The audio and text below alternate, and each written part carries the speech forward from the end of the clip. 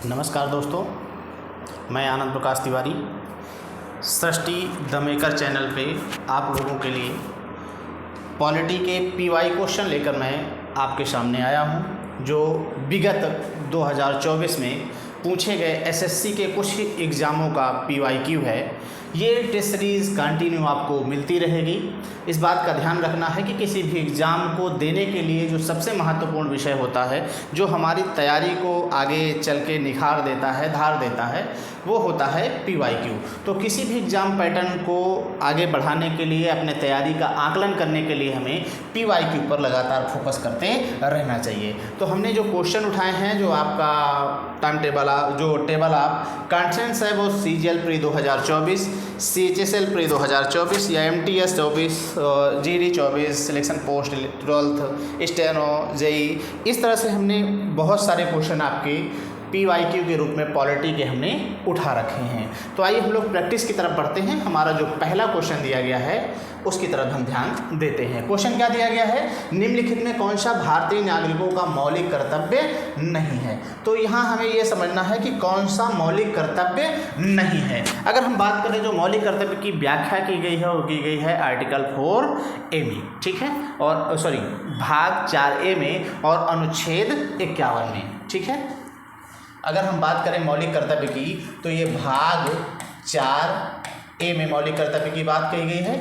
अगर हम अनुच्छेद पे बात करें, आर्टिकल पे बात करें, तो आर्टिकल 51 आपके पास, इसमें 51A में आपके पास जो है वो मौलिक कर्तव्यों की बात कही गई है, ठीक है, आर्टिकल 51A, ठीक है। तो इसमें कौन सा आपका मौलिक कर्तव्य नहीं है, हम इस पे बात अगर करें तो कौन सा मौलिक कर्तव्य नहीं है, इसकी व्याख्या अगर हम बात करें तो हमारा जो मौलिक कर्तव्य नहीं है, आइए उस पे बात करते हैं। सार्वजनिक संपत्ति की रक्षा करना और हिंसा करना, ये हमारा मौलिक कर्तव्य है, ठीक है। सार्वजनिक संपत्ति की रक्षा करना ये हमारा मौलिक कर्तव्य है। स्वतंत्रता के लिए हमारे राष्ट्रीय संघर्ष को प्रेरित करने वाले महान विचारकों को सजोना और उनका पालन करना, ये भी हमारे मौलिक कर्तव्यों में दिया गया है। वैज्ञानिक सोच, मानवतावाद और ज्ञानार्जन सुधार की भावना विकसित करना, ये भी हमारी मौलिक कर्तव्यों में शामिल है। लेकिन जो ऑप्शन आपका डी है, 5 वर्ष की अनिवार्य राष्ट्रीय सेवा जो है, ये आपके मौलिक कर्तव्यों में शामिल नहीं है। तो क्वेश्चन के हिसाब से आपका जो आंसर हुआ वो आंसर हुआ आपका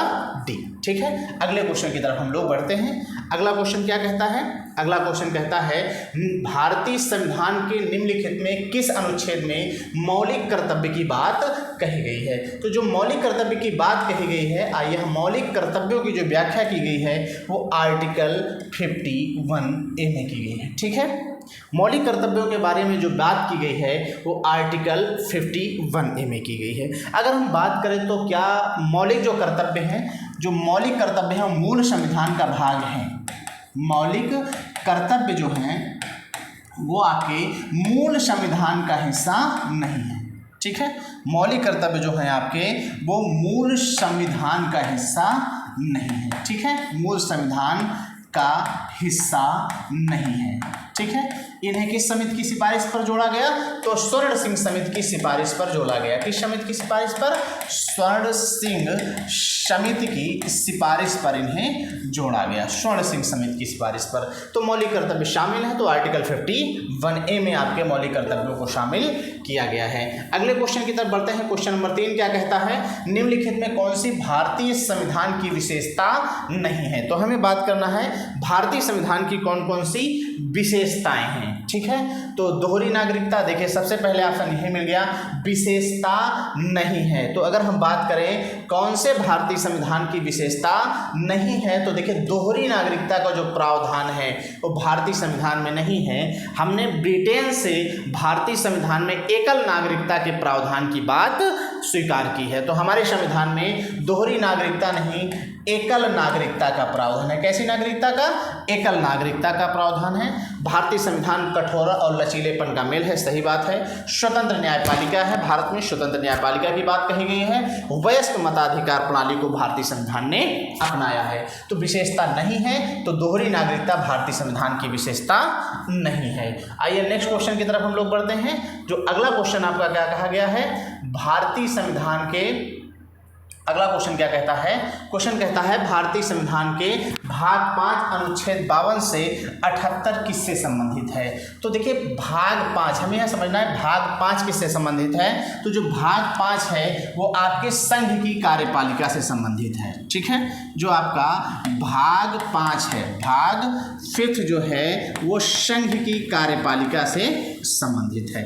ठीक है, यहाँ पर जो ऑप्शन बी दिया गया है वो हमें दिया गया है, क्या दिया गया है? संघ की कार्यपालिका।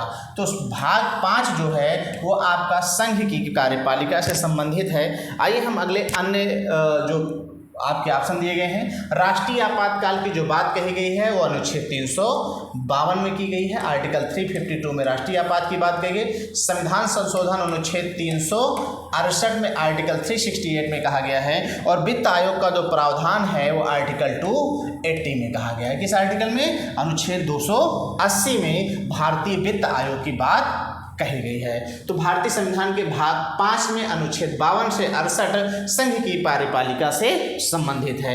आइए नेक्स्ट क्वेश्चन की तरफ हम लोग बढ़ते हैं। अगला क्वेश्चन हमारा 5 नंबर क्वेश्चन क्या कहता है? तो भारतीय संविधान काया के निम्नलिखित में से कौन सा अनुच्छेद संसद और उसकी कार्यवाहियों से संबंधित है? तो अभी हमने देखिए पीछे पढ़ा है कि संसद जो संघ की कार्यपालिका है वो हमें भाग 5 में दी गई है। तो अनुच्छेद 51 पीछे हम लोग पढ़ के आ चुके हैं। आर्टिकल जो 51 है वो किससे संबंधित है? आर्टिकल जो 51 है आपका वो मौलिक कर्तव्य से संबंधित है, मौलिक कर्तव्य से संबंधित है। ठीक है, अनुच्छेद 12 से 35 किससे संबंधित है? आपका मौलिक अधिकार जो फंडामेंटल राइट्स हैं 12 से 35 मौलिक अधिकार आपके दिए गए हैं। मौलिक अधिकार की व्याख्या जो है वो आपके अनुच्छेद 12 से 35 में की गई है। और अनुच्छेद 36 से 51 में जो आपके बारे में बात की गई है वो क्या कहा गया है? जो राज्य के नीति निर्देशक तत्व, ठीक है, राज्य के नीति निर्देशक तत्वों के बारे में बात, राज्य के नीति निर्देशक तत्व के बारे में बात की गई है। ठीक है, तो क्वेश्चन क्या कहता है? संसद की कार्यवाहियों से संबंधित है। तो संसद की जो कार्यवाहियों से संबंधित है वो आपका कौन है? Article 79 to 122। ये आपके भारतीय संसद की कार्यवाही से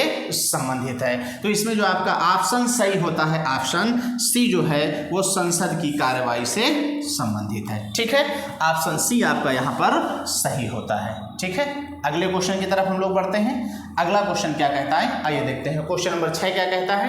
क्वेश्चन नंबर 6 कहता है निम्नलिखित में से कौन सा एक मौलिक कर्तव्य नहीं है। फिर यहाँ पर पुनः मौलिक कर्तव्यों के बारे में बात कही गई है। कौन सा मौलिक कर्तव्य नहीं है ये आपको बताना है। तो भारत की संप्रभुता, एकता और अखंडता को बनाए रखना और उसकी रक्षा करना ये आपके मौलिक कर्तव्य में शामिल है।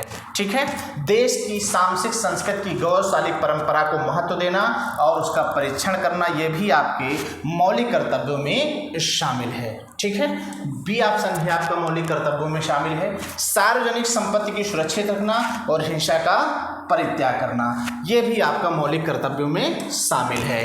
ऑप्शन डी क्या कहता है? दुर्लभ और लुप्तप्राय प्रजातियों के व्यापार को निषेध करना। ऐसी कोई बात आपके मौलिक अधिकार में, मौलिक कर्तव्यों में नहीं कही गई है। ठीक है, तो ऑप्शन डी जो है वो आपका सही होता है कि दुर्लभ और लुप्तप्राय प्रजातियों के व्यापार को निषेध बनाना ये आपके मौलिक कर्तव्यों में शामिल नहीं है। तो आपको ऑप्शन समझ में आ गया होगा कौन मौलिक कर्तव्य में नहीं शामिल? डी ऑप्शन आपका मौलिक कर्तव्य में नहीं शामिल। आइए अगले क्वेश्चन की तरफ बढ़ते हैं। क्वेश्चन नंबर 7 हमारा क्या कहता है?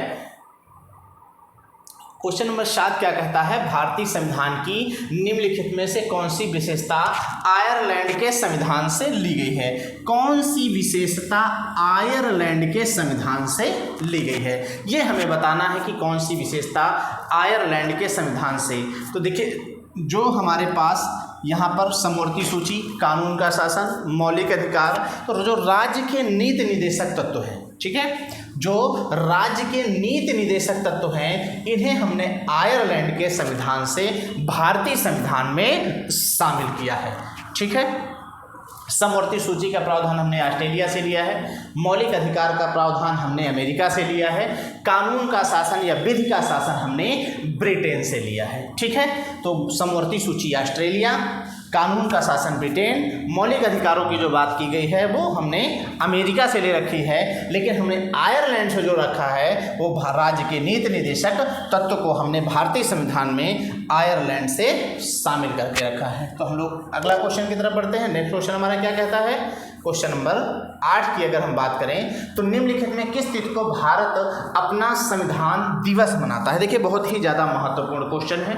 संविधान निर्माण में कुल 2 वर्ष 11 माह 18 दिन का समय लगा। जिस दिन संविधान बनकर तैयार हुआ, जिस दिन भारतीय संविधान बनकर तैयार हुआ, उसी दिन को हम संविधान दिवस के रूप में मनाते हैं। तो भारतीय संविधान जो बनकर तैयार हुआ वो बनकर तैयार हुआ 26 नवंबर 1949। ठीक है, भारतीय संविधान जो है वो 26 नवंबर 1949 को बनकर तैयार हुआ, उसी को हम संविधान दिवस के रूप में मनाते हैं। तो 26 नवंबर को हम लोग अपना संविधान दिवस के रूप में मनाते हैं। 26 जनवरी को हम लोग गणतंत्र दिवस के रूप में मनाते हैं। 26 जनवरी 1950 को संविधान पूर्ण रूप से लागू किया गया था। ठीक है, आंशिक रूप से तो 26 नवंबर 1949 को ही लागू कर दिया गया था, लेकिन पूर्ण रूप से जो है 26 जनवरी 1950 को भारतीय संविधान, 15 अगस्त को हम लोग स्वतंत्रता दिवस मनाते हैं,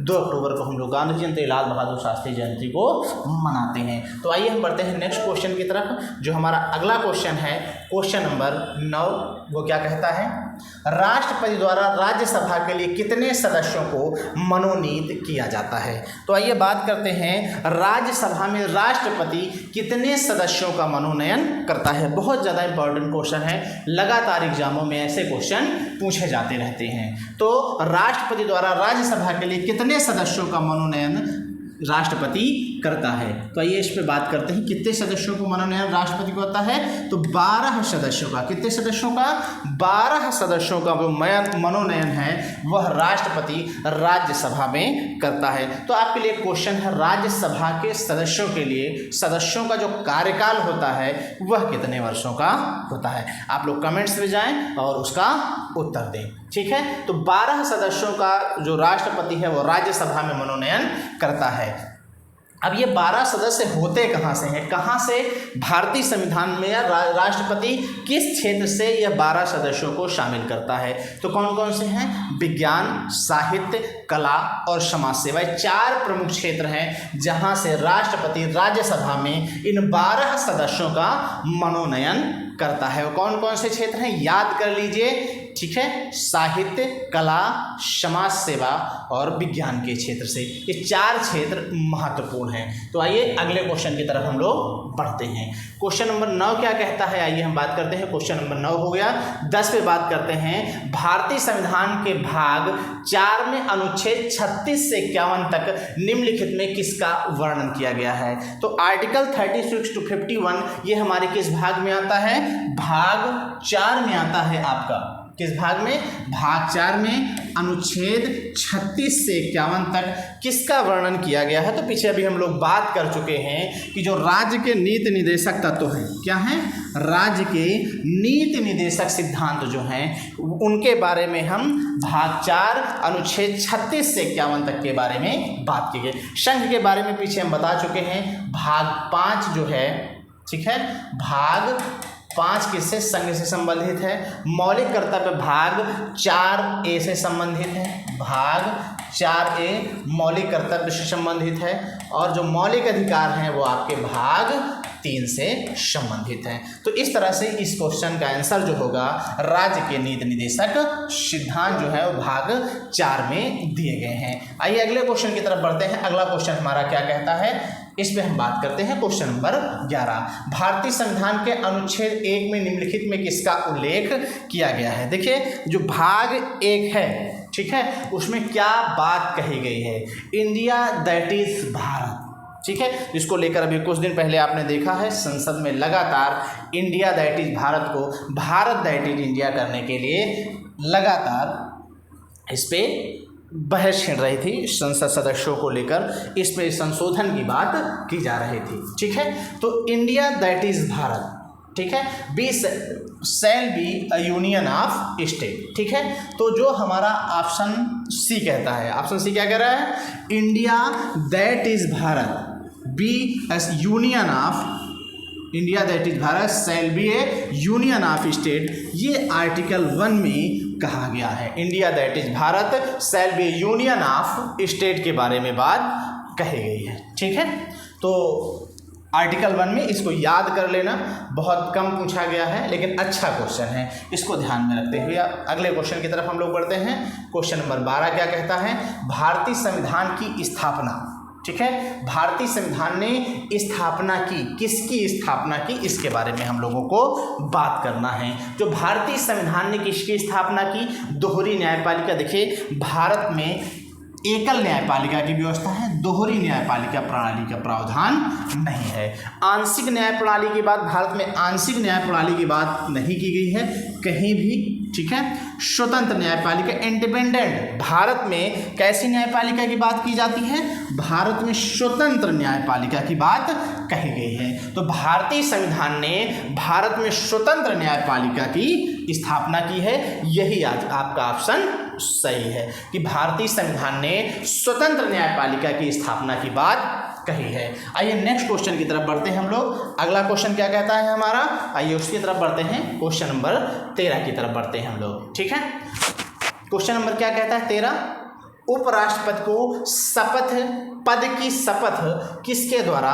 दिलाई जाती है। ठीक है, उपराष्ट्रपति को पद की शपथ किसके द्वारा दिलाई जाती है, तो प्रधानमंत्री, भारत के मुख्य न्यायाधीश, सीएजी या राष्ट्रपति। ठीक है, तो भारत के जो उपराष्ट्रपति हैं उनको जो शपथ दिलाई जाती है वो राष्ट्रपति के द्वारा दिलाई जाती है। ठीक है, उपराष्ट्रपति अपना त्याग पत्र भी राष्ट्रपति को ही सौंपते हैं। तो उपराष्ट्रपति को शपथ कौन दिलाता है, भारत का राष्ट्रपति शपथ। अब राष्ट्रपति को कौन शपथ दिलाता है, अगर हम बात करें राष्ट्रपति को शपथ कौन दिलाता है, राष्ट्रपति को शपथ कौन दिलाता है, जो भारत का मुख्य न्यायाधीश होता है, भारत का जो मुख्य न्यायाधीश होता है वह राष्ट्रपति को शपथ दिलाता है। अभी हाल ही की चर्चा है, हमारे देश के राष्ट्रपति जगदीप धनखड़ जी ने अपने पद से इस्तीफा दे दिया गया। क्या कारण है, वो राजनीतिक कारण है उनके, उस पर बहुत ज़्यादा हमको बहस नहीं करनी। तो उपराष्ट्रपति को शपथ कौन दिलाता है, तो राष्ट्रपति दिलाता है। अब बात आती है प्रधानमंत्री को शपथ कौन दिलाता है, तो जो प्रधानमंत्री को शपथ है वह राष्ट्रपति प्रधानमंत्री को शपथ दिलाता है। तो आइए नेक्स्ट क्वेश्चन की तरफ हम लोग बढ़ते हैं। क्वेश्चन नंबर 14 क्या कहता है, जब आप कुछ स्कूली विद्यार्थियों को हुमायूं के मकबरे की शैक्षणिक यात्रा के दौरान दीवारों पर अपना नाम लिखते हुए देखते हैं तो आप कौन सा मौलिक कर्तव्य लागू होता है।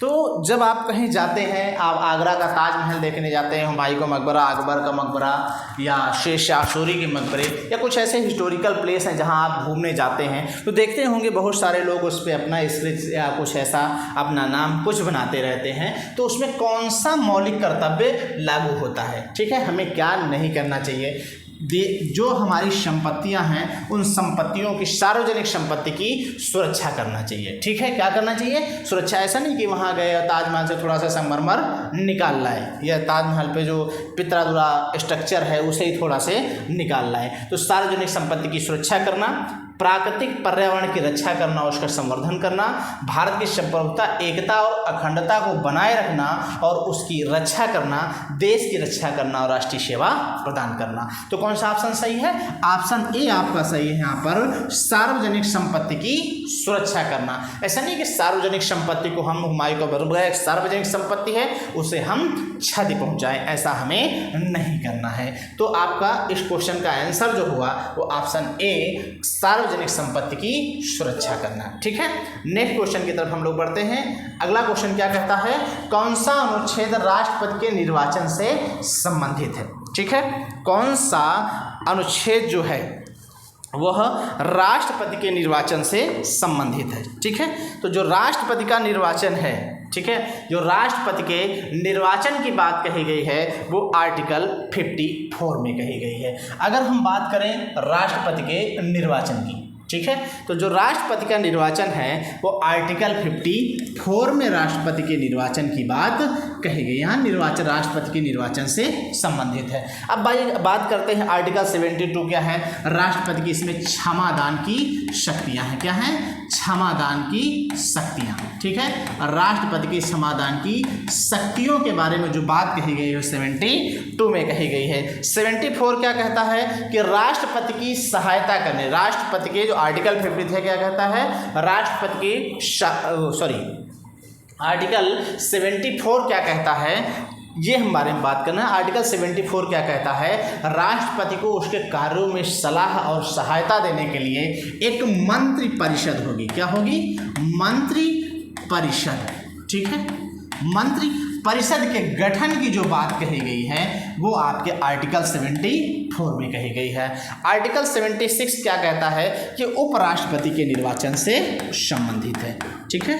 उपराष्ट्रपति का निर्वाचन, उपराष्ट्रपति का निर्वाचन, आर्टिकल 66 जो है उपराष्ट्रपति के निर्वाचन से संबंधित है। तो आज हम लोगों ने 15 क्वेश्चनों की प्रैक्टिस की, ठीक है। क्लास कैसी लगी आप लोग कमेंट बॉक्स में जाकर कमेंट कर सकते हैं। धन्यवाद।